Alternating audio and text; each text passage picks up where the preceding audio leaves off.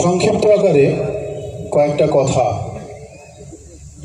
এই ঈদে গাদির না জানার কারণে, এই মোবাহেলাকে সঠিকভাবে না জানার কারণে বহু মানুষ যাদের কাছে কয়েকটা দিন পরেই যে মহরম শরীফের বিষয় সেটা অবৈধ মনে হয়, তাদের কাছে তাজিয়াদারি অবৈধ মনে হয়, তাদের কাছে আজাদারি অবৈধ মনে হয়, তাদের কাছে গমে হুসাইন অবৈধ মনে হয়, তাদের কাছে আহলে বাইতের জিকির অবৈধ মনে হয়। তার কারণ তারা এখনো পর্যন্ত গাদিরকে সঠিকভাবে জানতে পারেনি এবং মুবাহিলাকে সঠিকভাবে জানতে পারেনি। তো হাজরিনে মজলিস, সংক্ষিপ্ত আকারে কয়েকটা কথা। কোরআনে মজিদে রব্বুল আলামিন উনি ইরশাদ ফরমাচ্ছেন, ইয়া আইয়ুহার রাসূল বাল্লিগ মা উনজিলা ইলাইকা মির রাব্বিক ওয়া ইন লাম তাফআল ফামা বাল্লিগতা রিসালাতাহু। যার অর্থ, আল্লাহ বলছেন, এ আমার হাবিব, আপনি পৌঁছে দিন সেই সমস্ত জিনিস যেটা আপনাকে আপনার রবের তরফ থেকে পাঠানো হয়েছে। এবং শুধু তাই নয়, রব্বুল আলামিন বলছেন যে আমার হাবিব, যদি আপনি সেইগুলোকে সঠিকভাবে না পৌঁছান তাহলে আপনি আপনার রিসালাতের কোনো কাজ করলেন না। নাউজুবিল্লাহ মিন যালিক। এটা আমি নাউজুবিল্লাহ বলছি, কিন্তু রব্বুল আলামিনের তরফ থেকে এরকমই কোরআনে মজিদের আয়াত নাজিল হয়েছে। এই আমার হাবিব, আপনি পৌঁছে দিন সেই জিনিস, যদি না পৌঁছান আপনি রিসালাতের হক আদা করলেন না। তো নবী রিসালাতের হক আদা করবেন, এটা আমাদের মতো সাধারণ মানুষের নতুন করে বলার কিছু নেই, এটা তো অবশ্যই ঠিক। কিন্তু রব্বুল আলামিন কোরআনে আয়াত নাজিল করলেন। তো ভাই,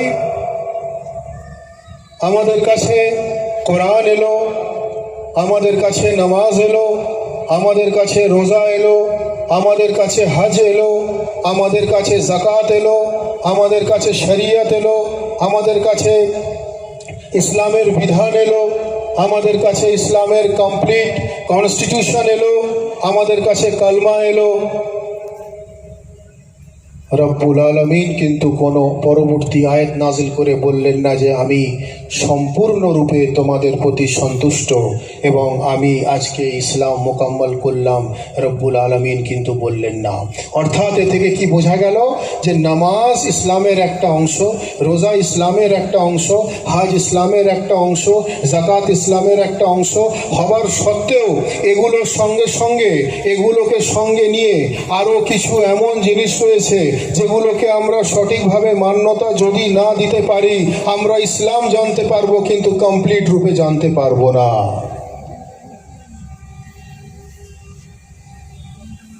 তখনকার জামানায় বহু মানুষ এই নিয়ে চিন্তিত থাকতেন, ভাবতেন, আলোচনা করতেন, একে অপরের মধ্যে আলোচনার মধ্যে ওনারা লিপ্ত হতেন যে কোরআনের আয়াত তো সবসময় সঠিক, কোরআনের আয়াত সবসময় হক, তাহলে কি হতে পারে? কোন জিনিসের জন্য রব্বুল আলামিন বলছেন যে আপনি পৌঁছে দিন সেই জিনিস? সব তো পৌঁছানো হয়ে গেছে। ইসলাম পৌঁছে দেওয়া হয়েছে, নামাজ পৌঁছে দেওয়া হয়েছে, রোজা পৌঁছে দেওয়া হয়েছে, হজ পৌঁছে দেওয়া হয়েছে, যাকাত পৌঁছে দেওয়া হয়েছে, কালমা পৌঁছে দেওয়া হয়েছে, কোরআন পৌঁছে দেওয়া হয়েছে, শরিয়ত, তরিকা, হাকিকত, মারিফত পৌঁছে দেওয়া হয়েছে, ইবাদত পৌঁছে দেওয়া হয়েছে। এরপরে আবার কি জিনিস হতে পারে? হজ্জাতুল বিদা থেকে যখন হুজুর রাসূলুল্লাহ সাল্লাল্লাহু আলাইহি ওয়া আলিহি ওয়াসাল্লাম উনি বিদায় হজ থেকে ফিরছিলেন, ফেরার সময় ময়দানে গাদির বলে একটা জায়গা, যেটা মক্কা এবং মদিনার মাঝ বরাবর পড়ে। অর্থাৎ আমরা কয়েকদিন আগেই আলহামদুলিল্লাহ ওখানে হাজির হয়েছি, হয়তো আপনারা সোশ্যাল মিডিয়ার মাধ্যমে হয়তো অনেকে দেখেওছেন। সেটা মক্কা শরীফ এবং মদিনা শরীফের মাঝ বরাবর ময়দানে গাদির। তো এই গাদিরে যখন হুজুর রাসূলুল্লাহ সাল্লাল্লাহু আলাইহি ওয়া সাল্লাম এলেন, এসে উনি সমস্ত সাহাবায়ে রাসূলকে, উনার সাহাবাদেরকে একাট্টা করলেন। এক জায়গায় করার পর সাহাবাদেরকে বললেন, শোনো, আমি তোমাদেরকে কিছু মূল্যবান ঘোষণা করতে চাই। সমস্ত সাহাবারা এক জায়গায় একত্রিত হলেন। একত্রিত হবার পর আমরা এই ঘটনা বিগত দিনেও শুনেছি এবং ইনশাল্লাহ এটা আগামী দিনেও শুনবো, কারণ এটা ইসলাম মোকাম্মল হবার ঘটনা। হুজুর রাসূলুল্লাহ সাল্লাল্লাহু আলাইহি ওয়াসাল্লাম উনি সমস্ত আসহাবকে ডেকে নিয়ে উনি একটা জায়গায় জড়ো করে একটা উটের কাজাবা অর্থাৎ একটা পালান যেটাকে বলা হয়, উটের চামড়া দিয়ে একটা মিম্বার তৈরি করা হলো, একটা মঞ্চ তৈরি করা হলো, একটা স্টেজ তৈরি করা হলো। সেখানে উনি কি করলেন, হুজুর আলিয়ে মুর্তজাকে, শেরে খোদাকে, ফাতাহে খাইবারকে, হায়দারে কার্রারকে ডাকলেন। আলিয়ে মুর্তজাকে ডেকে নিয়ে উনি পাশে দাঁড় করালেন। দাঁড় করিয়ে রাখার পর উনি সমস্ত আসহাবকে বললেন যে আমার আসহাবগণ তোমরা শোনো, আল্লাহুম মাওলানা, বেশক আল্লাহ আমার মাওলা, ওয়া আনা মাওলাকুম, এবং আমি তোমাদের মাওলা, এবং আমি ঘোষণা করি মান কুনতুম মাওলা, আমি যার যার মাওলা, ফাহাযা আলীর মাওলা, এ আলী সেই ব্যক্তির মাওলা।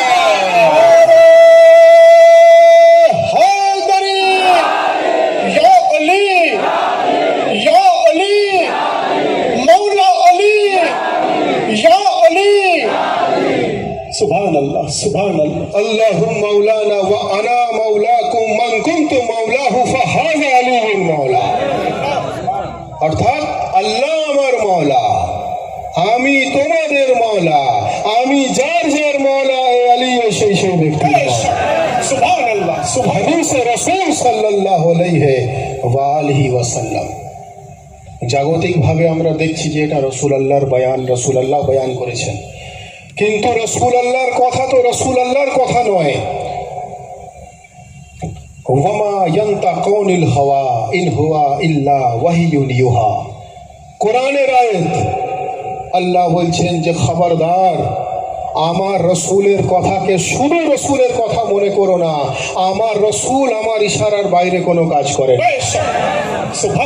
জাগতিক ভাবে রাসূলুল্লাহ আলীকে মাওলা আখ্যা দিয়েছেন, কিন্তু বাস্তবে কোরআন অনুযায়ী ওয়ামা ইয়ানতাকু আনিল হাওয়া ইন হুয়া ইল্লা ওয়াহিয়ুন ইউহা, যার বাংলা অর্থ হচ্ছে রাসূলুল্লাহ মন গড়া কাজ করেন না, রাসূলুল্লাহ মন গড়া কথা বলেন না, রাসূলুল্লাহ মন গড়া জিনিস ভাবেন না। আল্লাহ বলান উনি বলতে থাকেন, আল্লাহ ভাবান উনি ভাবতে থাকেন, আল্লাহ চলান উনি চলতে থাকেন, আল্লাহ দেখান উনি দেখতে থাকেন, আল্লাহ করান উনি করতে থাকেন। অর্থাৎ এটা পরিষ্কার হয়ে গেল যে রব্বুল আলামিন মুহাম্মদ মুস্তাফাকে দিয়ে আলিয়ে মুর্তজাকে কায়নাতের মাওলা বানিয়ে দিয়েছেন। সুবহানাল্লাহ, সুবহানাল্লাহ, ইয়া মাওলা। তারপর কোরআনের আয়াত নাজিল হলো, আল ইয়াউমা আকমালতু লাকুম দীনাকুম ওয়া আতমামতু আলাইকুম নিয়ামতি।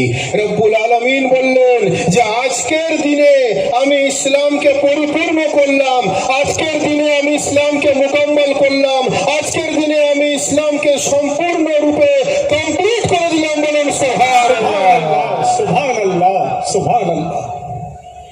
এই বিষয় নিয়ে আমি বহুবার বক্তব্য দিয়েছি, বা এটা আমাদের সারা বছরের সাবজেক্ট, শুধু আজকের নয়। কিন্তু খাস তারিখ পাকে সেই ফাজাইল বয়ান হওয়ার একটা আলাদা গুরুত্ব রয়েছে, বা খাস তারিখ পাক পালন হবার একটা আলাদা বিশেষ বৈশিষ্ট্য রয়েছে। তো হাজিরিনে মজলিস, এত ইবাদত এলো, এত বন্দেগি এলো, পরহেজগারি এলো, কোরআন এলো, শরীয়ত এলো, নামাজ রোজা হজ যাকাত আমরা সব পালন করি, এবং বেশি বেশি করে পালন করার জন্য রব্বুল আলামিন আমাদের তৌফিক দান করেন। বলুন আমিন, আমিন, আমিন। যখন বাদে রসুলের জায়গাটা তৈরি হলো, রসুলুল্লাহর পরবর্তী জায়গাটা তৈরি হলো, সেই মুহূর্তে আল্লাহ বললেন যে আল ইয়াউম, আজকের দিনে আমি ইসলামকে মোকাম্মল করলাম, আজকের দিনে আমি ইসলামকে পরিপূর্ণ করলাম। অর্থাৎ এটা পরিষ্কার হয়ে গেল রব্বুল আলামিনের কানুন অনুযায়ী, অর্থাৎ কোরআন অনুযায়ী, নবীর হাদিস অনুযায়ী, ইসলামের ইতিহাস অনুযায়ী, অর্থাৎ পরিষ্কার এই জায়গাটা তৈরি হলো যে যদি ইসলামকে জানতে হবে তো তাহলে আলিয়ে মুর্তজার মধ্য দিয়ে জানতে হবে, আলিয়ে মুর্তজাকে যদি জানতে হয় তো মুহাম্মদে মুস্তাফার মধ্য দিয়ে জানতে হবে, মুহাম্মদে মুস্তাফার মাকাম জানতে গেলে রব্বুল আলামিনের কোরআনে মাজিদের মধ্য দিয়ে জানতে হবে। সুবহানাল্লাহ, সুবহানাল্লাহ। যার জন্য কবি বলছেন, পুরা হুয়া খোদা কা ইরাদা গদির মে। একটু শের শায়রি তো করার দরকার আছে। मैं बोल रहा हूँ कि थोड़ा शेर शायरी का भी ज़रूरत तो है, क्योंकि देखिए ऐसा है कि आप माशाल्लाह पढ़ते बहुत ज़बरदस्त है और बहुत शानदार शेर व शायरी आप तो माशाल्लाह बहुत आला मकाम का पढ़ते हैं, मगर हमारे लोग जितने यहाँ पर हैं सब आशिक अहले बैत है, तो आपको उस हिसाब से इंशाल्लाह सबको सुनाना है। तो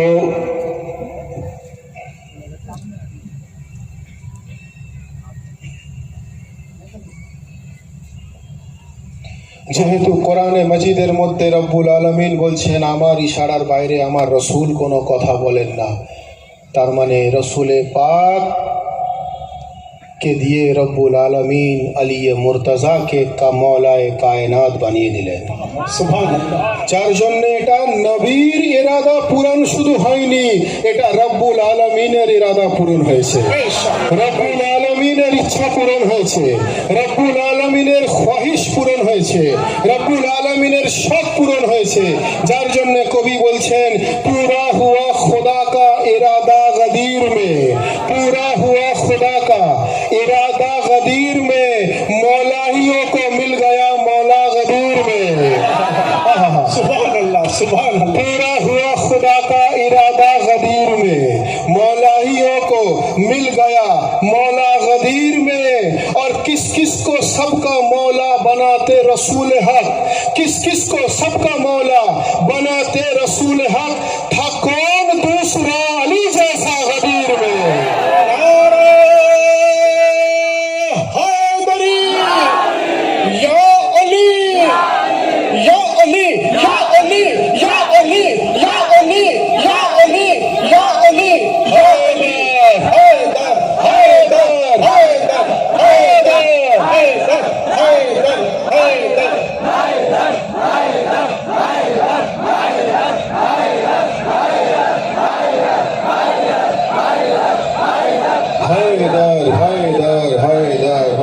पूरा हुआ खुदा का इरादा गदीर में, मौलाइयों को मिल गया मौला गदीर में, मौलाइयों को मिल गया मौला गदीर में। किस किस को सबका मौला बनाते रसूल हक को, किस किस को सबका मौला बनाते रसूल हक, था कौन दूसरा अली जैसा गदीर में। सुभान अल्लाह। था कौन दूसरा अली जैसा গদির মে। সওয়ালাকের মজমা ছিল, সওয়ালাকের মধ্যে বহু ক্যাটাগরির মানুষ সেখানে উপস্থিত ছিলেন। किस किस को सबका मौला बनाते रसूल हक, था कौन दूसरा अली जैसा गदीर में। उतरा हुआ है लोगों का चेहरा गदीर में, उतरा हुआ है लोगों का चेहरा गदीर में, उतरा हुआ है लोगों का चेहरा गदीर में। वहाँ सबने देखा अस्ल खलीफा गदीर में। सुभान अल्लाह, सुभान अल्लाह, सुभान। हैदर, हैदर, हैदर, हैदर, हैदर, हैदर, हैदर। नारा हैदर अल्लाह पर। किस किस को सबका मौला बनाते रसूल हक, था कौन दूसरा अली जैसा गदीर में। उतरा हुआ है लोगों का चेहरा गदीर में, वहाँ सबने देखा असल खलीफा गदीर में। और हैदर को मुस्तफा ने बड़ी चाहतों के साथ, हैदर को मुस्तफा ने बड़ी चाहतों के साथ, हैदर को मुस्तफा ने बड़ी चाहतों के साथ हिजरत की शब सुलाया उठाया गदीर में। सुभान अल्लाह, सुभान अल्लाह। या अली, या अली, या अली। किस किस को सबका मौला बनाते रसूल हक, था कौन दूसरा अली जैसा गदीर में। उतरा हुआ है लोगों का चेहरा गदीर में, वहाँ सबने देखा असल खलीफा गदीर में। हैदर को मुस्तफा ने बड़ी चाहतों के साथ हिजरत की शब सुलाया और उठाया गदीर হাজরিনে মাজলিস, বক্তব্য দীর্ঘক্ষণ নয়, মোবাহেলা সম্বন্ধে একটা দুটো বিষয় বলে বক্তব্য শেষ করব। মওলায়ে কায়নাতের মাকাম যখন আমরা বয়ান করি, লোকে বলে আপনারা তো ওনার বয়ান হদ সে জ্যাদা বয়ান করে দেন, হদ সে জ্যাদা, অর্থাৎ আউট অফ লিমিটেশন। তো আমি বললাম ভাই লিমিটেশনটা কি আছে? বলছে না লিমিটেশন তো একটা রয়েছে। আমি বললাম ভাই লিমিটেশন তো লিমিটেড লোকেদের মধ্যে থাকে, আনলিমিটেড লোকেদের মধ্যে লিমিটেশন খুঁজতে যাবে। যাদের জিকির করি ওনারা আনলিমিটেড পাওয়ার, আনলিমিটেড দুনিয়া, আনলিমিটেড ক্ষমতা, আনলিমিটেড শিক্ষা, আনলিমিটেড জগৎ। তো বললো তার মানে কি আপনারা কি মওলার জিকির হাদ সে জ্যাদা বলতে পারেন? আমি বললাম শুনুন, আপনার জন্য আমি একটা কবিতা বলে দিই যে ইয়া আলী কহ কে কদম अपना बढ़ा देते हैं, या अली कह के कदम अपना बढ़ा देते हैं, रास्ते खुद हमें मंजिल का पता देते हैं, और हमको मिलती ही नहीं तेरी फजीलत की हदें, हमको मिलती ही नहीं तेरी फजीलत की हदें, और लोग कहते हैं कि हम हद से बढ़ा देते हैं। सुभान अल्लाह, सुभान अल्लाह। हमको मिलती ही नहीं तेरी फजीलत की हदें, और लोग कहते हैं कि हम हद से बढ़ा देते हैं। আসলে যারা হুজুর মওলায়ে কায়নাত এবং আলে রসুলের মাকাম না জানবে, তাদের কাছে এই সমস্ত শায়রি মনে হবে যেন নতুন কিছু, আর আমাদের কাছে এটা সারা বছরের আমাদের একটা আলোচনার সাবজেক্ট। 365 দিনই এটা আমাদের আলোচনার একটা বিষয়। তার কারণ হয়েছে, তার কারণটা হলো এটাই যে কিছু ক্যাটাগরির মানুষ তারা ইসলাম কবুল করেছে রাসূল আল্লাহর দরওয়ালার কাছ থেকে, আমরা ইসলাম কবুল করেছি নবীর ঘরওয়ালার কাছ থেকে। হক একদম সত্য। ভাই একবার দরুদ শরীফ পড়ুন, আল্লাহুম্মা সাল্লি আলা সাইয়্যিদিনা মাওলানা নবিয়ানা শফিয়ানা মুহাম্মাদিন মাদনাল জুদ ওয়াল করম ওয়া আলা আলিহি ওয়া আসহাবিহি বারিক ওয়া সাল্লিম ওয়া আলা সাইয়্যিদিনাল রাসূল আযম ওয়া আলা আলিহি শাইয়িদিনাল মুরশিদিনাল মুকাররম। একবার দরুদ শরীফ পড়ুন। আল্লাহুম্মা সাল্লি আলা সাইয়্যিদিনা মাওলানা نبينا شفيعنا محمد مال الزود والكرم وعلى آله وصحبه بارك وسلم وعلى سيدنا الغوث الأعظم وعلى والده سيدنا المشير المكرم.